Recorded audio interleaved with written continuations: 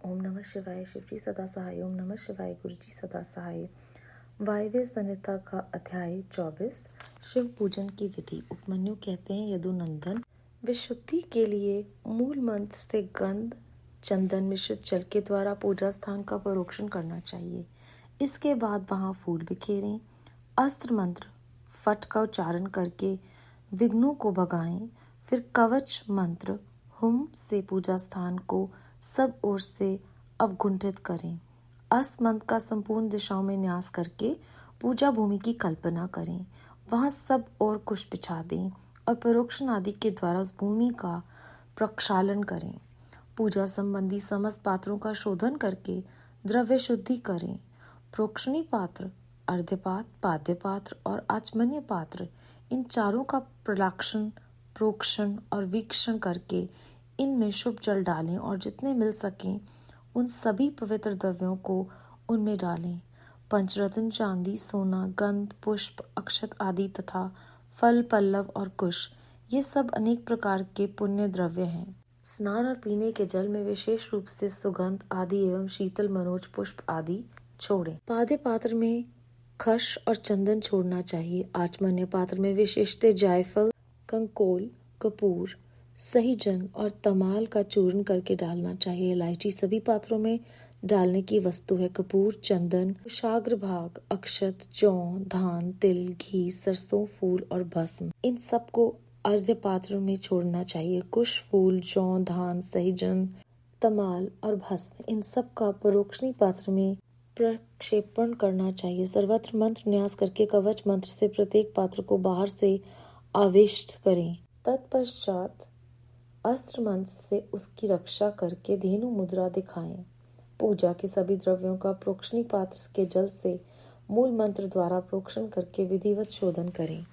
श्रेष्ठ साधक को चाहिए कि अधिक पात्रों के न मिलने पर सब कर्मों में एकमात्र प्रोक्षणी पात्र को ही संपादित करके रखे और उसी के जल से समानतः अर्घ आदि दे। तत्पश्चात मंडप के दक्षिण द्वार भाग में भक्ष्य भोज्य आदि के क्रम से विधि पूर्वक विनायक देव जी की पूजा करके अंतपुर के स्वामी साक्षात नंदी की भली भांति पूजा करें।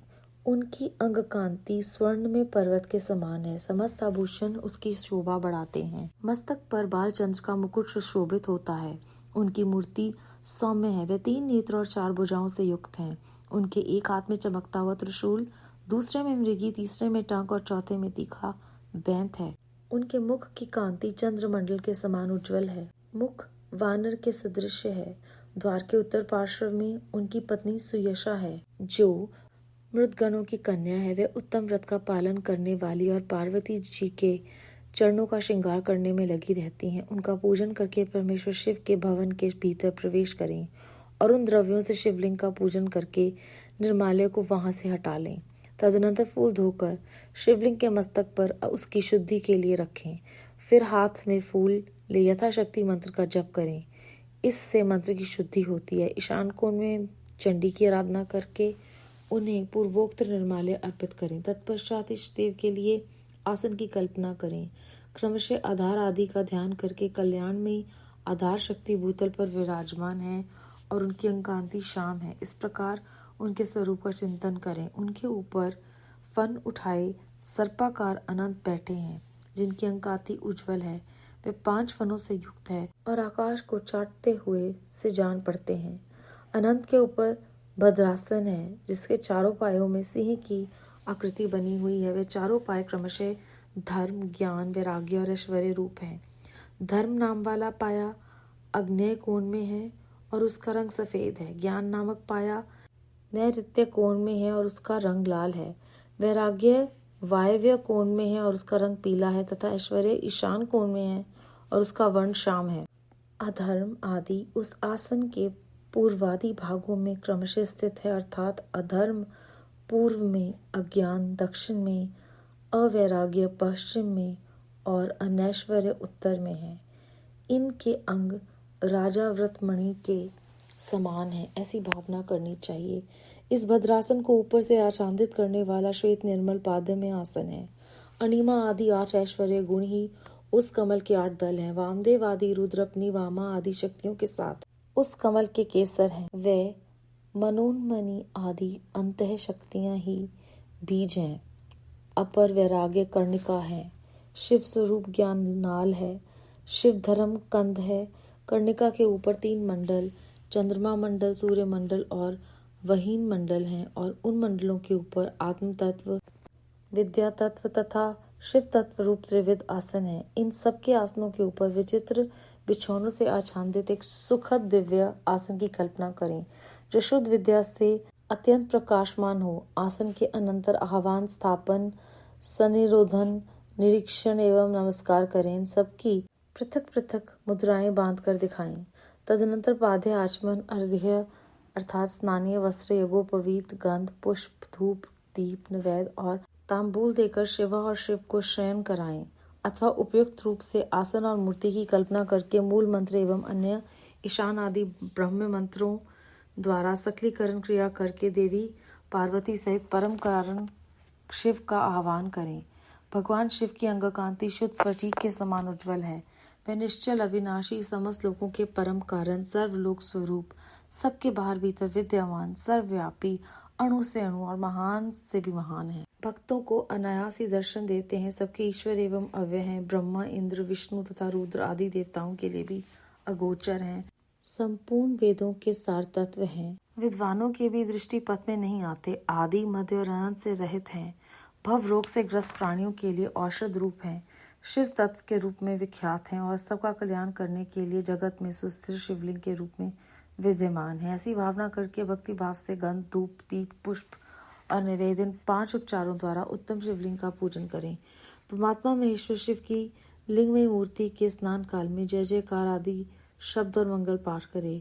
पंचगव्य, घी, दूध, दही, मधु और शर्करा के साथ फल मूल के सार तत्व से, तिल, सरसों, सूत के उपटन से, जौ आदि के उत्तम बीज से, उड़द आदि के चूर्णों से तथा आटा आदि से आलेपन करके गर्म जल से शिवलिंग को नहलाएं। लेप और गंध के निवारण के लिए बिल्व पत्र आदि से रगड़ें। फिर जल से नहलाकर चक्रवर्ती सम्राट के लिए उपयोगी उपचारों से अर्थात सुगंधित तेल, फुलेल आदि के द्वारा सेवा करें। सुगंधित युक्त आंवला और हल्दी भी क्रमशः अर्पित करें। इन सब वस्तुओं से शिवलिंग अथवा शिव मूर्ति का भलीभांति शोधन करके चंदन मिश्रित जल, कुश पुष्प युक्त जल, स्वर्ण एवं रतन युक्त जल तथा मंत्र से जल से क्रमशः स्नान कराएं।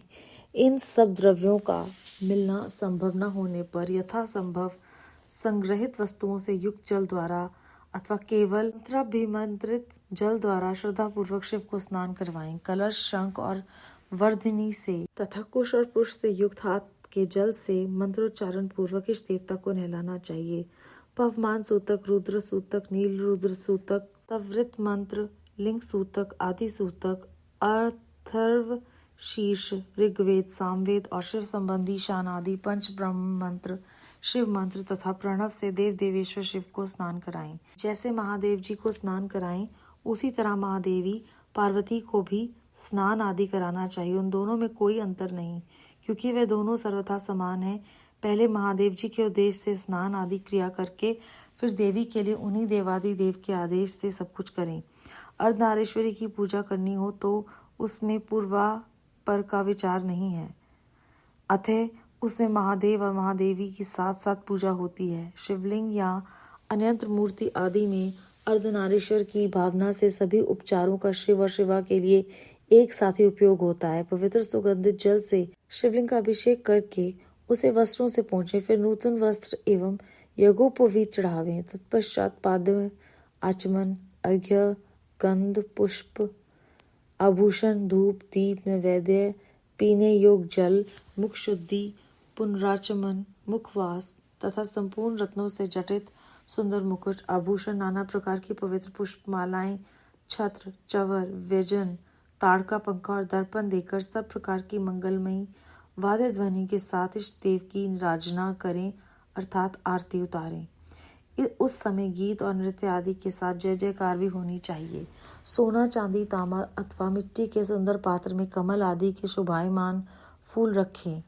कमल के बीज तथा दही, अक्षत आदि भी डाल दें। त्रिशूल, शंख, 2 कमल, नद्याव्रत नामक शंख विशेष, सूखे गोबर की आग, श्रीवत्स, स्वास्तिक, दर्पण, वज्र तथा अग्नि आदि में चिन्ह पात्र में 8 दीपक रखें। वे आठों 8 दिशाओं में रहें और एक नवा दीपक मध्य भाग में रहे। नवों दीपकों में वामा आदि नव शक्तियों का पूजन करें। फिर कवच मंत्र से आच्छादित और अस्मंत्र द्वारा सब ओर से संरक्षण करके धेनु मुद्रा दिखाकर दोनों हाथ में पात्र को ऊपर उठाएं अथवा पात्र में क्रमशः 5 दीप रखें। 4 को चारों कोनों में और 1 को बीच में स्थापित करें। तत्पश्चात उस पात्र को उठाकर शिवलिंग या शिव मूर्ति आदि के ऊपर क्रमशः 3 बार प्रदक्षिण क्रम से घुमाएं और मूल मंत्र का उच्चारण करता रहे। तदनंतर मस्तक पर आर्द्य और सुगंधित भस्म चढ़ाएं। फिर पुष्पांजलि देकर उपहार निवेदन करें। इसके बाद जल देकर आचमन कराएं। फिर सुगंधित द्रव्यों से युक्त 5 तांबूल भेंट करें। तत्पश्चात प्रोक्षणीय पदार्थों का प्रोक्षण करके नृत्य और गीत का आयोजन करें। लिंग या मूर्ति आदि में शिव तथा पार्वती का चिंतन करते हुए यथाशक्ति शिव मंत्र का जप करें। जप के पश्चात प्रदक्षिणा, नमस्कार, स्तुति पाठ, आत्म समर्पण तथा कार्य का विनय पूर्वक विज्ञापन करें। फिर अर्घ्य और पुष्पांजलि दे विधिवत मुद्रा बांधकर इष्ट देव से त्रुटियों के लिए क्षमा प्रार्थना करें। तत्पश्चात मूर्ति सहित देवता का विसर्जन करके अपने हृदय में उसका चिंतन करें। पादे से लेकर मुखवास पर्यंत पूजन करना चाहिए अथवा अर्घ्य आदि से पूजन आरंभ करना चाहिए या अधिक संकट की स्थिति में प्रेम पूर्वक केवल फूल मात्र चढ़ा देना चाहिए। प्रेम पूर्वक फूल मात्र चढ़ा देने से ही परम धर्म का संपादन हो जाता है। जब तक प्राण रहें शिव का पूजन किए बिना भोजन न करें। इस अध्याय में उपमन्यु जी शिव पूजन की विधि बता रहे हैं और वो सारा विस्तार पूर्वक जिस तरह से वो पूजा का स्थान बनाना है, क्या क्या सामग्री वहाँ होनी चाहिए, वो बताते हैं। लेकिन साथ ही मानसिक पूजा की भी बात करें। वो कहते हैं कि आप इस जगह की कल्पना कीजिए। उसके बाद वो कहते हैं कि अगर ये सारी सामग्री ना हो तो जितना आप में सामर्थ्य है उतना ही करो। वो भी भगवान शिव जी जो है वो स्वीकार करते हैं। बात वही आती है जो गुरु साहब ने हमें समझाया है कि भाव की ज़्यादा महत्वता है इसके कि हम क्या क्या देते हैं, क्योंकि सब कुछ तो उन्होंने दिया, हम उन्हें दे क्या सकते हैं। अध्याय के आरंभ में वो पूजा संबंधी पात्रों का जिक्र करते हैं और बताते हैं कि प्रोक्षणी पात्र, अर्घ्य पात्र, पाद्य पात्र और आचमनीय पात्र जो हैं ये चारों पात्रों का शोधन करना है। फिर वो बताते हैं कि इन पात्रों का हमें प्रयोग करने से पहले ये भी ध्यान देना है कि हम इसको साफ करें, इसका छिड़काव करें और निरीक्षण करें कि ये शुभ है और ये पूजा जो है वो निर्विघ्न संभव होगी। जीवन में भी कुछ कार्य करने से पहले हमें सारे जो भी हमारे पास विकल्प उपलब्ध हैं उन्हें पहले जांचना ज़रूरी है। ये हमें इस एक पंक्ति से वो हमारा जीवन किस प्रकार से हमें जीना चाहिए, कैसे निर्णय लेने हैं, जल्दबाजी नहीं करनी है, वो समझा रहे हैं इस एक पंक्ति के द्वारा। जब वो पात्रों को इतने विस्तार पूर्वक उनका निरीक्षण करना, उनकी सफाई करने के बारे में हमें बता रहे हैं। इसके उपरांत जितनी भी सामग्री का यहाँ पर जिक्र है उनका कोई ना कोई हमारे लिए महत्व है, हमारी सेहत के लिए। जैसे जायफल, कपूर, इलायची, चंदन, जौ, तिल, घी, सरसों, भस्म, ये सब जो हैं वो विभिन्न प्रकार की बीमारियों में हमें मदद करते हैं। तो ये औषधि के रूप में इनका महत्व है और इनका जिक्र पूजा की सामग्री में वो कर रहे हैं। कितना खूबसूरत तरीका है हमें सब कुछ समझाने का। उसके बाद वो ये भी कह रहे हैं कि अगर सब तरह के पात्र इकट्ठे करने का सामर्थ्य ना हो तो केवल एकमात्र प्रोक्षणी पात्र को ही वहाँ पे रख लें और उसी के जल से अर्घ दें। सब कुछ कितना सरल किया उस परमात्मा ने हम सबके लिए। फिर वो हमें शिव जी की, नंदिकेश्वर की और पार्वती देवी जी की कल्पना करने को कहते हैं और ये कहते हैं कि उनकी आराधना करते समय जितना हो सके उतना मंत्र का जप करें और उन्हीं का ध्यान करें। ये सब कुछ कल्पना करें कि कैसे और कहाँ वो बैठे हैं और उसके ऊपर अनंत हैं जो सर्पाकार में हैं। उन्होंने 5 फन जो हैं वो फैलाए हुए हैं और उनके ऊपर भद्रासन है जिनके 4 पाए हैं और उन 4 पायों पर सिंह की आकृति बनी हुई है। ये 4 पाए जो हैं वो धर्म, ज्ञान, वैराग्य और ऐश्वर्य रूप को दर्शाते हैं। धर्म नाम वाला जो पाया है वो कहा जाता है कि आग्नेय कोण में है और वो सफ़ेद रंग का है। ज्ञान जो है वो नृत्य कोण में है और वो लाल रंग का है। वैराग जो है वो वायव्य कोण में है जो पीले रंग का है। ऐश्वर्य ईशान कोण में है और वो श्याम रंग का है। अधर्म जो है वो उस आसन के पूर्व में स्थित है और अज्ञान दक्षिण में, अवैराग्य पश्चिम में और अनैश्वर्य उत्तर में। सबके अंग जो है वो राजा व्रत मणि के समान है, ऐसी भावना करनी चाहिए। और ये जो राजा व्रत मणि है ये गहरे नीले रंग का एक चमकदार खनिज पाषाण है। और अब उसके ऊपर हमें ये कल्पना करनी है कि भद्रासन के ऊपर जो है वो एक श्वेत निर्मल पद्म आसन है और अनिमा आदि 8 ऐश्वर्य गुण ही उस कमल के 8 तल हैं।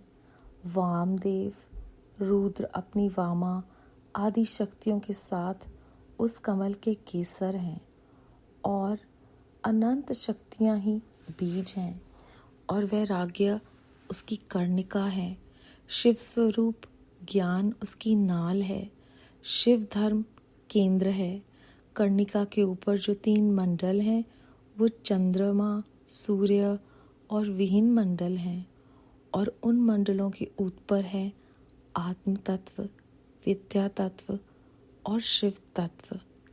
इन सब आसनों के ऊपर बहुत विचित्र बिछौने हैं और एक सुखद दिव्य आसन की हमें कल्पना करनी है जो शुद्ध विद्या से प्रकाशमान है। और विद्या जो है वो अहंकार के समान है और विद्या जो है वो प्रकाश है, ऐसा इस एक पंक्ति से हमें समझाया जा रहा है। उसके बाद आह्वान करके आसन के ऊपर स्थापना करें शिवजी महाराज की और पार्वती देवी जी की और उनको नमस्कार करके उन्हें शयन करवाएं और कल्पना करें कि उनकी जो अंग कांति है वो स्फटिक के समान उज्जवल है। कहते हैं कि भक्तों को अनायास ही वो दर्शन दे देते हैं जो कि ब्रह्मा, इंद्र, विष्णु तथा रुद्र आदि देवताओं के लिए भी अगोचर हैं।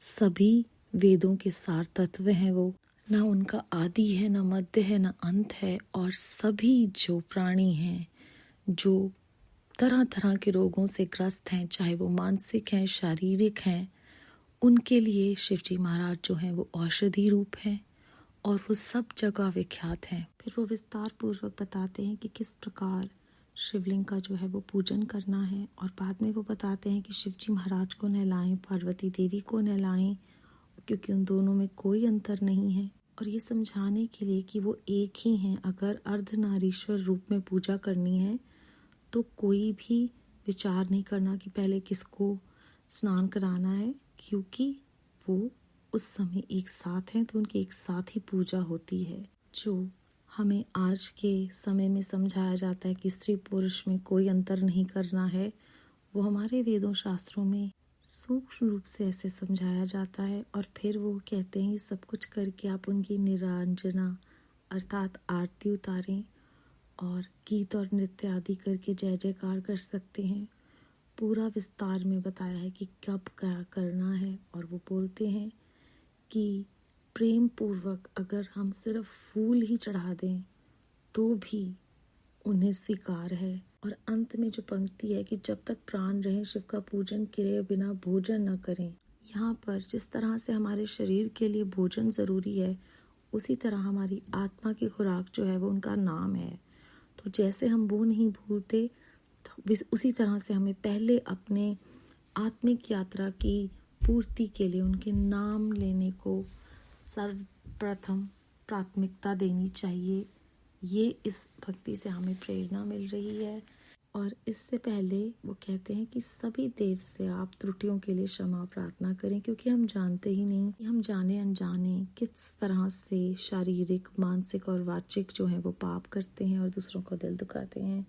तो उनकी कृपा है कि हम इतना जान गए हैं, उन्हीं की कृपा से वो हमें आगे लेकर जाएंगे जब उनका हम पर अनुग्रह होगा। बेअंत बेअंत शुक्राना गुरु जी महाराज। ओम नमः शिवाय। शिव जी सदा सहाय। ओम नमः शिवाय। गुरु जी सदा